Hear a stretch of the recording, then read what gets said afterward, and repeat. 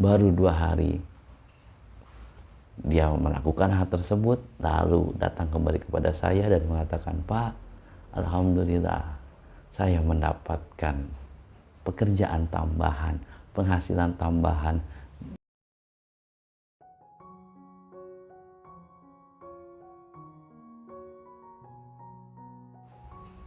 Assalamualaikum warahmatullahi wabarakatuh. Asyhadu an la ilaha illallah wahdahu la syarikalah wa asyhadu anna Muhammadan abduhu wa rasuluh. Allahumma sholli ala sayyidina Muhammad wa ala ali sayyidina Muhammad. Teman-teman, sahabat sekolah kehidupan dimanapun teman-teman berada, senantiasa dalam keadaan sehat walafiat, selalu dimudahkan segala macam urusan teman-teman, dan teman-teman diizinkan oleh Allah Subhanahu wa Ta'ala untuk menjadi orang-orang yang pandai bersyukur juga bersabar, dan dijadikan orang-orang yang penuh dengan keberlimpahan, orang-orang yang terlepas dari berbagai macam amanah. Apapun kewajiban-kewajiban yang teman-teman saat ini miliki, semuanya lunas dan semuanya kembali normal. Semuanya apa yang teman-teman cita-citakan terwujud di kemudian hari. Amin Allahumma amin. Teman-teman, sharing santai kita pada video kali ini, saya kembali akan mengangkat sebuah cerita nyata 2 hari yang lalu. Seperti ini teman-teman. Kebetulan teman saya ini adalah seorang wanita yang sudah bersuami, dan kebetulan suami istri ini bekerja. Ketika itu ada status WhatsApp dari teman saya yang perempuan ini mengatakan ada kata-kata berdoa, dan lalu ada sebuah keluhan-keluhan di belakangnya teman-teman. Artinya apa? Doanya dibarengi dengan keluhan. Maka saya coba untuk mengkomentari doanya saja teman-teman dengan jawaban amin Allahumma amin. Dan keesokan harinya teman saya menghampiri saya dan mengatakan, "Terima kasih ya Pak sudah mengaminkan doa-doa saya." Dan secara tidak sengaja dia akhirnya bercerita tentang masalah yang sedang dihadapinya dan pikiran-pikiran negatif yang selalu muncul di dalam pikirannya, di dalam hidupnya teman-teman. Ketika itu teman saya ini dua-duanya suami istri bekerja. Kenapa dia selalu mengeluh? Karena apa yang mereka dapatkan dari hasil suami istri ini yang harusnya 1 tambah 1 menjadi 2, kenapa 1 tambah 1 menjadi minus? Bahkan mereka rumahnya pun belum memiliki rumah sendiri, masih ngontrak di rumah orang lain. Dan selalu saja ada keluhan dan keluhan dari rumah tangga mereka berdua teman-teman. Setelah saya mendengarkan cerita-cerita keluhan demi keluhannya, saya coba untuk menanggapi, saya coba untuk memberikan gambaran dan pandangan bagaimana merubah pola pikir kita, dan insya Allah nantinya pun merubah kehidupan kita. Saat itu saya mengatakan seperti ini teman-teman. Kalau kamu selalu berpikir negatif tentang kehidupan di rumah tangga kamu, maka yang akan datang adalah hal-hal yang negatif. Kalau selalu mengatakan hal-hal yang kurang, maka ini akan terus kurang dan tidak akan pernah bertambah. Logika berpikir kita, ketika seorang suami dan istri bekerja, maka itu akan mendapatkan keberlimpahan, maka ini akan mendapatkan penghasilan yang banyak. 1 tambah 1 yang saya katakan tadi jadi 2. Ini kenapa malah minus? Dan ini teman-teman, kalau kita coba mempelajari dari cerita yang tadi, bahwasanya keluhan demi keluhan itu ternyata menarik nikmat, menarik rezeki yang harusnya banyak, malah berkurang dan tidak mendapatkan hal-hal yang memang keberlimpahan di dalam hidupnya.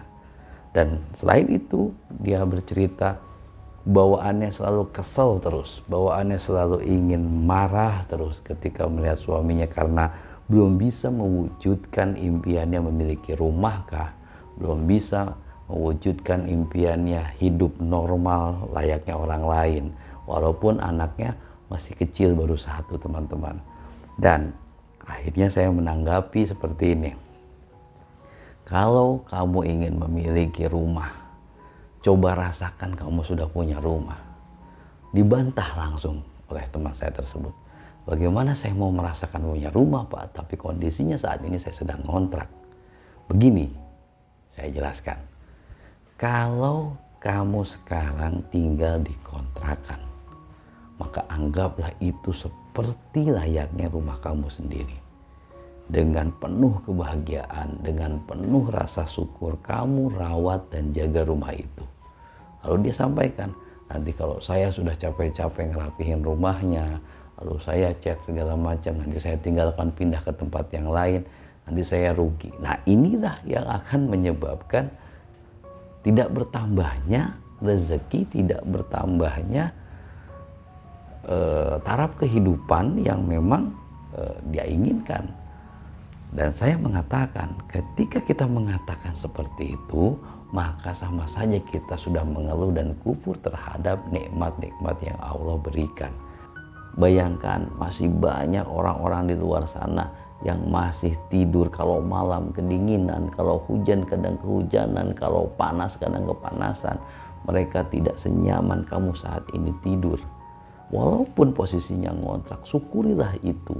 Tidak semua orang bisa tinggal di rumah yang nyaman walaupun belum rumah kita. Kalau saat ini kamu rasakan rumah itu ada rumah kamu, maka kamu akan merapikan sebaik mungkin rumah itu. Interior apapun yang kamu miliki kamu tata dengan baik. Ketika ada tembok yang sudah tidak bersih kamu cat, maka ini adalah akan mendatangkan rasa syukur ke dalam diri kita. Ketika rasa syukur sudah datang di dalam hati dan pikiran kita, maka kita akan memancarkan energi positif. Ketika memancarkan energi positif, maka hal-hal positif dan kebaikan-kebaikan yang lain pun akan datang ke dalam diri kita. Dan selanjutnya, saya tanya, apakah masih selalu marah-marah kepada suami? Hal-hal sepele bisa jadi panjang, hal-hal sepele bisa jadi besar. Jawabannya, betul Pak. Bagaimana rumah tangga mau tentram, bagaimana rumah tangga mau tenang ketika di dalam istananya itu tidak ada kenyamanan. Buatlah semuanya nyaman, buatlah itu bahagia. Cara terbaiknya apa? Dekat dulu sama Allah. Cara terbaiknya apa? Ayo bertaubat, ayo memohon ampun kepada Allah. Dengan kita berpasrahkan diri kita kepada Allah Subhanahu wa Ta'ala. Saya katakan pasrah bukan berarti menyerah, karena kita sedang ikhtiar, karena kita sedang bekerja dua-duanya. Hasilnya pasrahkan sama Allah. Siapa tahu ketika kita sudah mulai mendekat kepada Allah, apa yang kita inginkan pasti akan diberi oleh Sang Maha Kuasa. Saya coba menanamkan mindset untuk berpikir positif, berpikir jernih. Mari terus beroptimis di dalam hati ini bahwa suatu saat saya bakal memiliki rumah. Suatu saat akan ada berbagai macam impian-impian saya yang terwujud. Lalu dia bertanya, apa yang saya harus amalkan Pak, amal-amal yang lain? Saya katakan tidak harus mengamalkan apa-apa dulu. Rubah dulu pola pikir, rubah dulu hati kita, pikiran kita, kebiasaan-kebiasaan buruk kita. Ketika ini sudah berhasil kita rubah, silahkan mau mengamalkan apapun. Semua ilmu-ilmu yang Allah miliki itu silahkan diamalkan.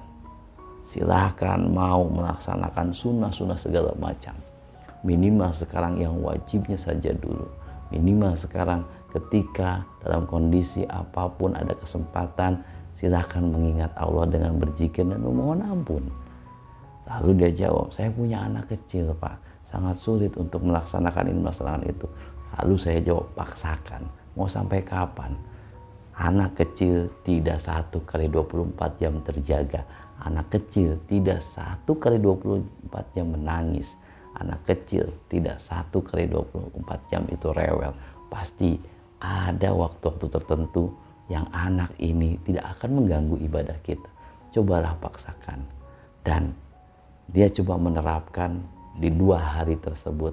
Berpikir positif, selalu tersenyum di rumah, membuat rumah nyaman, selalu bahagia dan merasakan rumah itu adalah rumah dia. Sudah mulai coba menata rumah itu dengan baik, mulai merapikanlah apapun yang ada di rumah itu. Baru 2 hari dia melakukan hal tersebut, lalu datang kembali kepada saya dan mengatakan, "Pak, alhamdulillah saya mendapatkan pekerjaan tambahan, penghasilan tambahan yang tidak mengganggu pekerjaan utama." Ini teman-teman, dia mengatakan terbukti apa yang Bapak sampaikan, ketika kita berpikir baik, ketika kita berpikir positif dan optimis, selalu saja ada jalan Allah. Walaupun pada saat itu dia belum memiliki rumah, walaupun pada saat itu belum ada keajaiban-keajaiban besar yang dia rasakan, tetapi ini patut disyukuri bahwa perubahan sikap dan kebiasaan yang tadinya belum baik menjadi baik, dan ada keajaiban yang saya rasa ini keajaiban yang luar biasa. Dan dia mengatakan, alhamdulillah ini menambah penghasilan kami, ini bisa membantu kami untuk melunasi kewajiban-kewajiban kami. Itu yang dia sampaikan teman-teman. Jadi teman-teman, apapun itu kita bisa ambil pelajaran dan hikmahnya bahwa ketika kita berpikir baik, ketika kita berpikir positif, maka kebaikan demi kebaikan pasti akan datang ke dalam diri kita. Ingat selalu teman-teman, la in sakartum la azidannakum wa la in kafartum inna azabi lasadid. Siapa orang yang bersyukur kepada Allah Subhanahu wa taala, maka rezekinya akan selalu ditambah. Ketika kita kufur, nauzubillah summa nauzubillah, ajab Allah amat pedih. Demikian teman-teman, cerita kisah nyata ini yang masih hangat dialami oleh teman saya. Mudah-mudahan bisa menginspirasi kita. Walaupun belum banyak terwujud, tapi minimal hatinya tenang dan ada hal-hal kebaikan yang datang di dalam rumah tangganya. Subhanaka Allahumma wa bihamdika asyhadu an la ilaha illa anta astaghfiruka wa atubu ilaik. Wabillahi taufiq wal hidayah. Wassalamualaikum warahmatullahi wabarakatuh.